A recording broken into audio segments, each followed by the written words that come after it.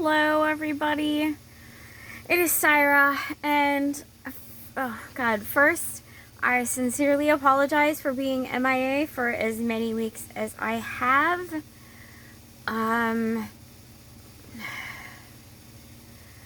Trying to learn about all the different things that are going on with my head has been very difficult. And learning new terms. I am neurodivergent because of the ADHD, and I think the bipolar too also makes me neurodivergent because my bipolarism or the bipolar spectrum disorder is something that is it's just the way your brain functions. Same with ADHD. It's the way your brain is constructed. The complex PTSD that I have, that is a whole nother set of fun stuff. And then I already knew that I had SAD, seasonal affective disorder. I do not do well in the winter when there is a serious lack of sunshine. I have that, that right there is a daylight lamp or full spectrum lamp that's supposed to help. Right now it's unplugged, so it's not doing much of any kind of good. Bear, you're fine.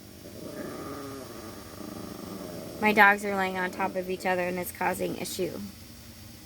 Bear, you're fine, honey. So trying to learn all this stuff, and amazingly, I am learning more from people on TikTok than I've learned from my psychologist. But that is kind of the way it goes, isn't it? You just kind of learn more from your peers that also experience the same neurodivergent issues. Whatever they are. I don't even know what to call them yet. And so this year, like, I already knew that I had a hard time during the winter. And I usually have more suicidal thoughts in the winter. But mine aren't, I don't even know how to describe them, but mine aren't direct suicidal thoughts. Yes, I think, God, I would do anything to not be here. But when I think about my existence, I think more along the lines of, why was I even born?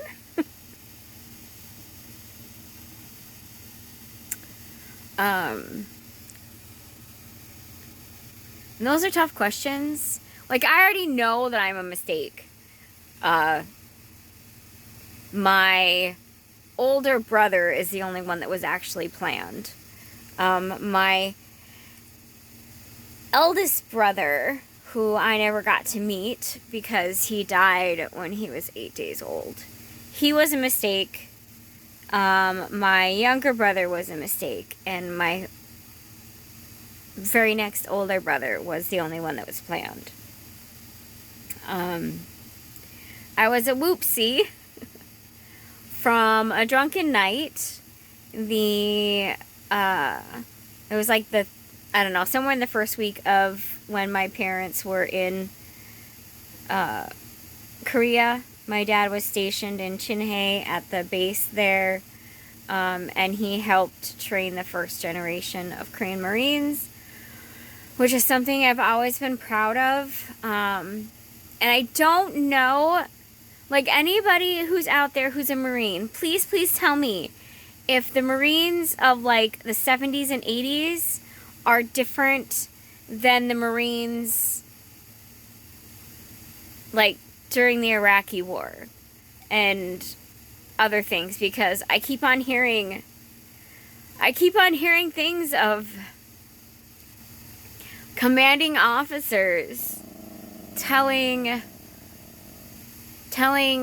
different snipers, whatever, that there's a reward for killing people. And to me, that's not what the Marines are supposed to be about. Like, I grew up thinking the Marines were noble. They protected people. Not had a competition for killing people. So, please tell me, because I've always been really, really proud of the fact that my dad served in the military and he was a Marine. Because my dad always told me the story about this guy who was in his boot camp year, who had already been in the Army for 4 years. And this guy was on his 5th time through the Army, or through the Marine Corps boot camp, and still couldn't make it through. So, like, in my head, I'm thinking, okay, they're honorable, they're the toughest of the tough. But thinking that they just arbitrarily kill whoever, that hurts. That really, really, really hurts. Because I've always been proud of that, that my dad was a Marine, or is a retired Marine. And that he helped train the first generation Korean Marines. That's always been something that's been a point of pride for me. And I don't want... anyway. That's a completely... It's a squirrel moment. So I haven't been outside of that and all of my different emotional crises lately. I haven't gotten very far on my journey. Like, I'm still trying to figure out how I'm supposed to function with ADHD if there's this thing called hyperfocus, and I didn't even know that this had a name. That you'll become absolutely, like, submerged in something, a subject or a craft or something, and that is like that's your focus. Like, you can't really think about other things because that is where your hyperfocus is. And we don't choose where our hyperfocus goes when we're ADHD. And procrastination. That's always been huge for me. Like, I'll do it later. Or like, I just gotta get this one thing done, then I'll go do that. Or it's just, that's always been huge. Something that a lot of people hate about me. It's awesome being hated for things that you can't control. Or that you haven't learned yet how to control. And I'm 45. I'm 45. Sorry, alarm.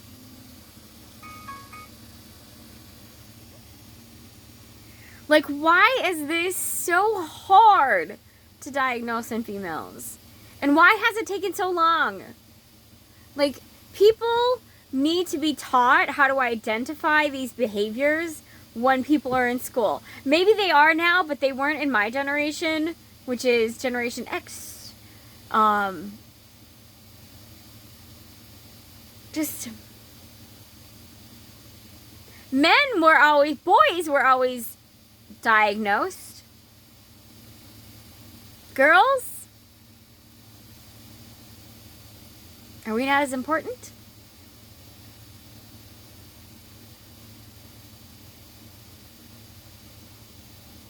It's kind of the general narrative. But anyway, oh my god, my brain. Tangents. Um, so I'm trying to learn all this stuff, and I'm trying to figure out how I can set myself up for success to get everything done that I need to get done. I will definitely have to redo my whole entire 6 weeks of 5 words, because that was just kind of, yeah.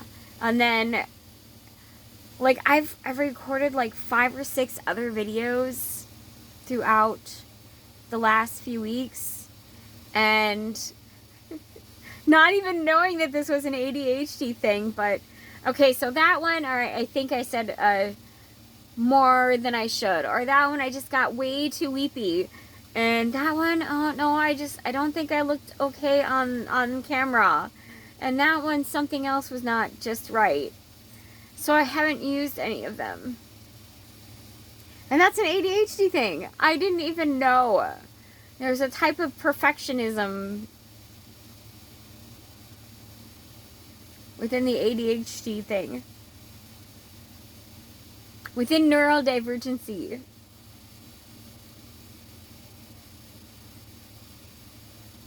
So, I'm trying to figure that out. I'm learning there's, she's considered the TikTok ADHD queen, or Queen ADHD, and I can't think of her name right now, but I watched like 50 of her videos last night, and she's got a lot of tips for how to set yourself up for success. So I need to go back through those and take some notes so I remember. And then to further work on my mental and emotional health, I am also going to be seeing a psychiatrist. That does not start until the end of December. I was so hoping for something sooner. But yeah, so that's where everything stands. I'm feeling, for the bipolar side of it, I'm feeling up, sort of. And I have this series of videos I want to do for my Best Life Thrift channel. So I am going to try to work on those today, because I have to start them tomorrow, otherwise it won't work. And unfortunately, I am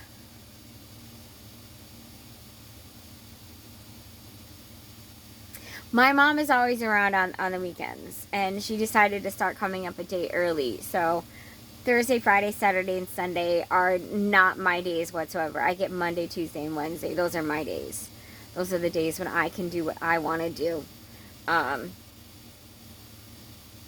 And because of the way my mom has talked about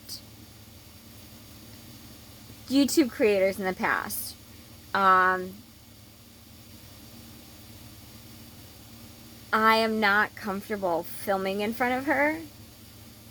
I am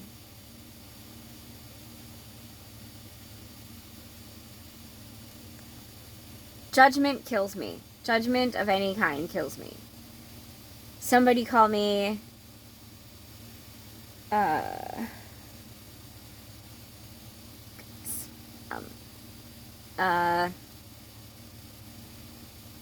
about 4 weeks ago on TikTok, I think. 3 weeks ago. Maybe 3 weeks ago on TikTok. I made a flippant comment. It wasn't necessarily supposed to be funny. I was just feeling really, really bad that day on somebody's video. The video was about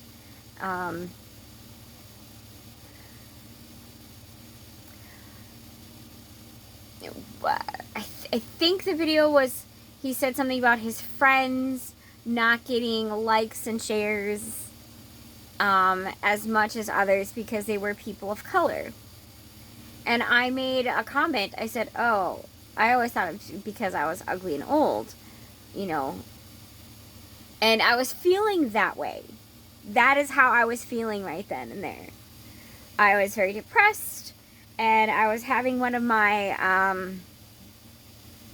serious depressive moments when I was seriously wondering if I was going to continue being in this world.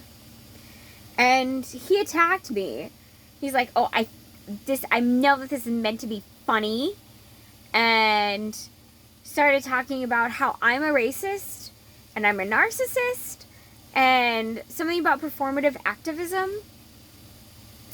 And I was just, it felt like a kick in the gut and a slap in the face. Because at that moment, I was so depressed. So depressed. And I know I was looking, like, I follow this guy, and I thought, he seems like he cares about people. And that's why I followed him. And I don't know why it was his video that I decided to put that on there. Just self-deprecating humor, but in sort of a weird, dark way, because I was really feeling that. And I have not been able to get that out of my mind since that day.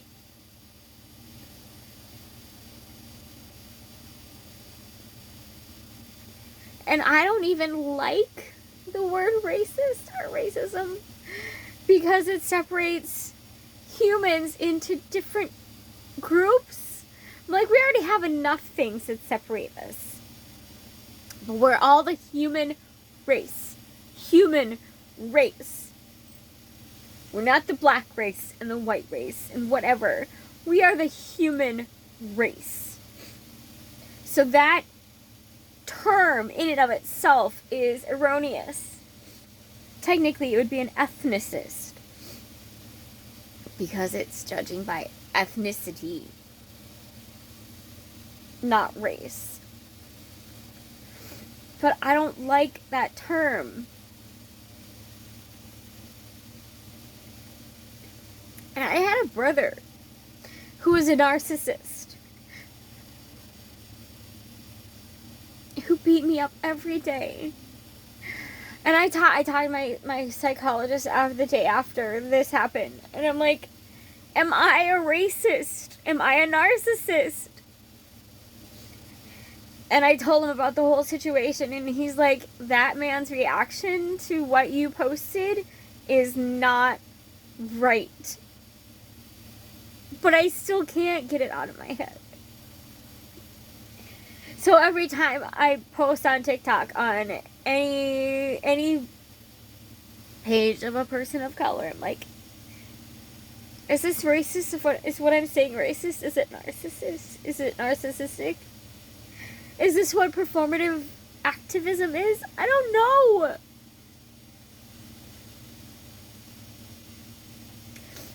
I've always had, and this is going to be one of those things that I guess so many white people say, but I've always had a diverse group of friends. I mean, depending upon where I lived. If I lived more in a city, it was much more diverse. Rural country, when I was growing up and in school, it wasn't as diverse. And I've like gone to school in St. Paul, and I've gone to school in Barstow, California, and then I've gone to school in small little towns like Princeton, Iowa, and Hinckley, Minnesota. But,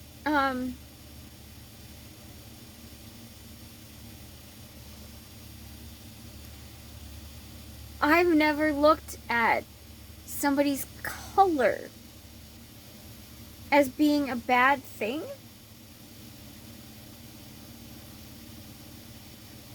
When I went to Pine City High School, there was an exchange program for a while where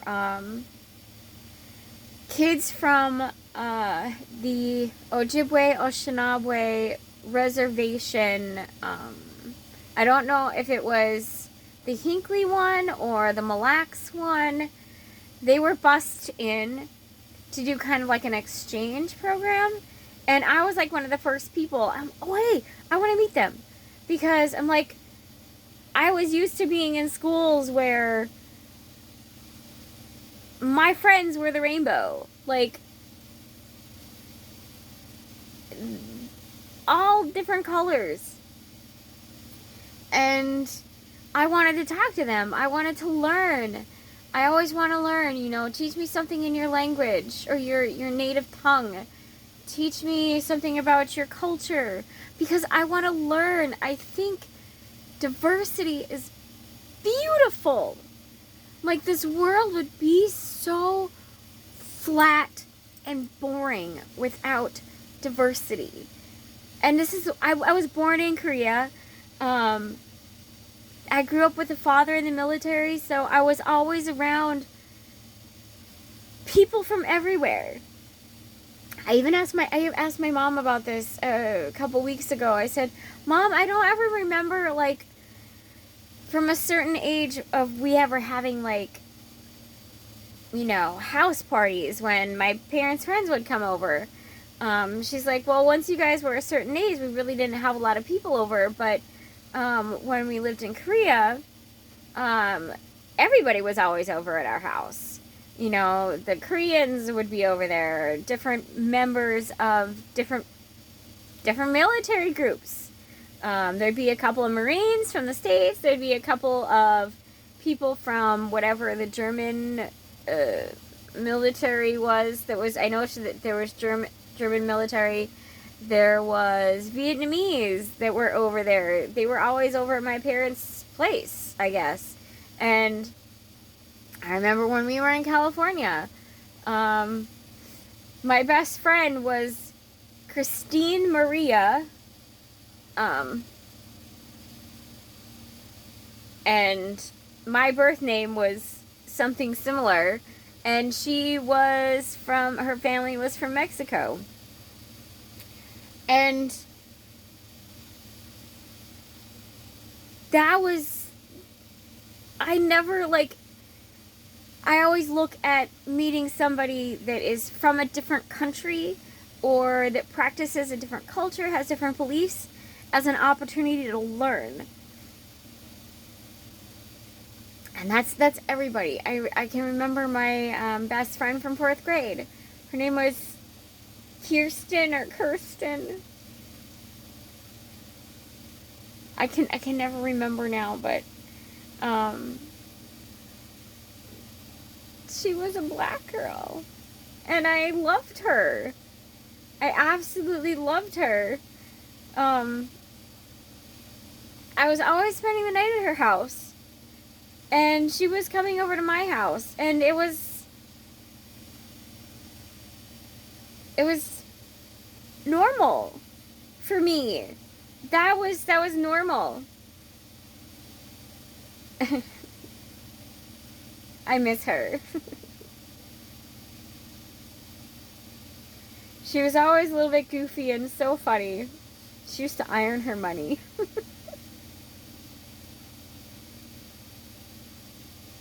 And I can still remember. Do you guys remember the 7-Up commercials? Crisp and clean and no caffeine. That's what she would say when she was ironing her money. And I thought it was so cute. And I'll never forget that.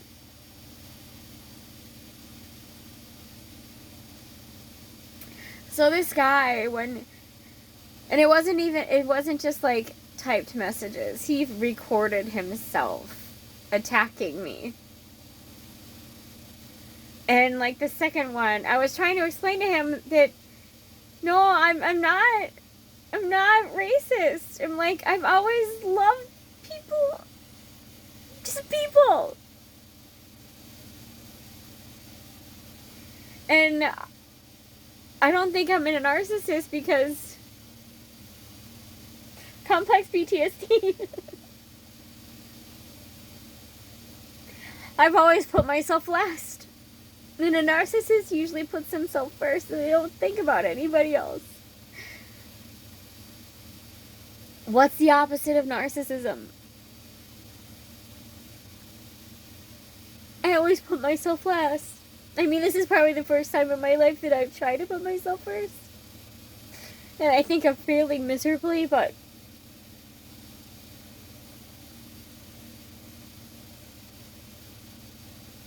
do I have some conceit? Maybe?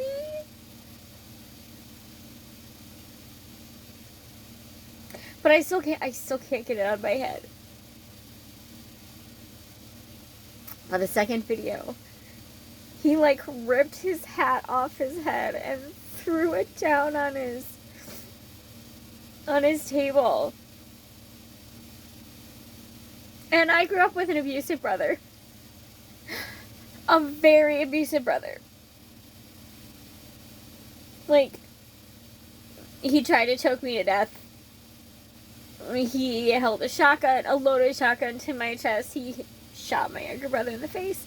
But he was actually shooting for me, and he was just a really poor shot. And, he tried to run me over with a car. So that motion of, like, very quickly pulling your arm up above your head and then throwing it down.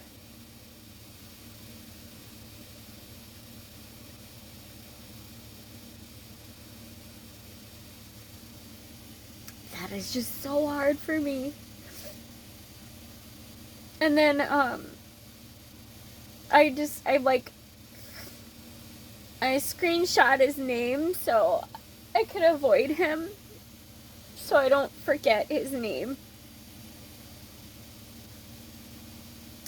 And then I'm like, okay, I have to get out of here. I gotta go do something else.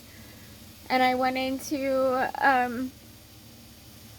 a lady's live. She's an indigenous creator on the app. And he came into that live a few minutes later, and he's like, oh, hey girl, hey, to the creator. I'm like, okay, so they must know each other. And he's like, I just called out a racist and a narcissist on my page, and I tagged you in it. And I'm thinking,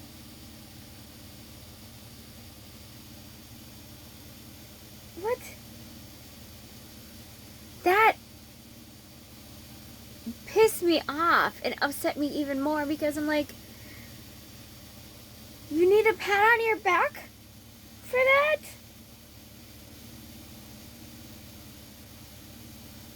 Like, all the stuff that I've called out in the past, when I've seen something that doesn't look right,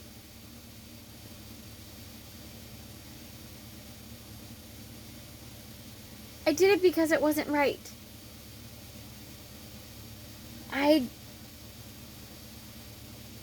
And, oh God. And I didn't do it for a pat on the back or so I could, oh God. And somebody told me when I was trying to figure this out in my head, whether or not what I do is performative activism.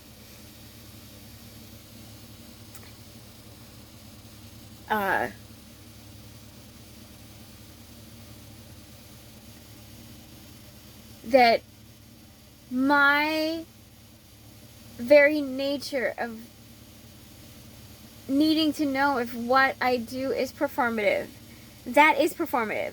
And it doesn't make sense to me. And it just doesn't make sense to me.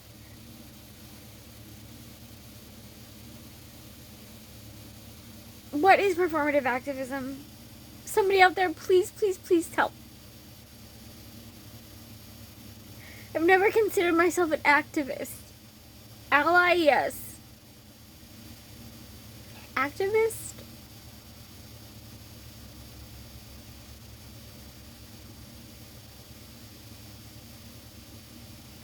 I don't even know what to consider myself.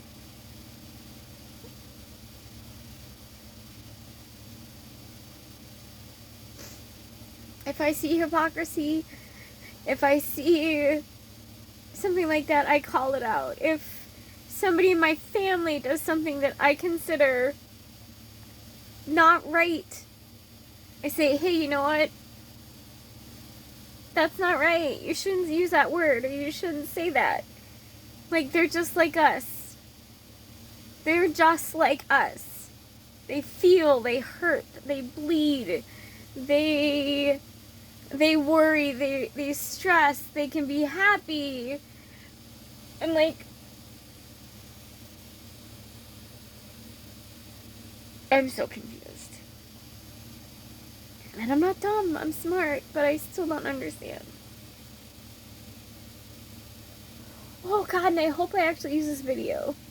I've recorded so many videos, but this thing has been in my head for so many weeks now, and I just can't get past it.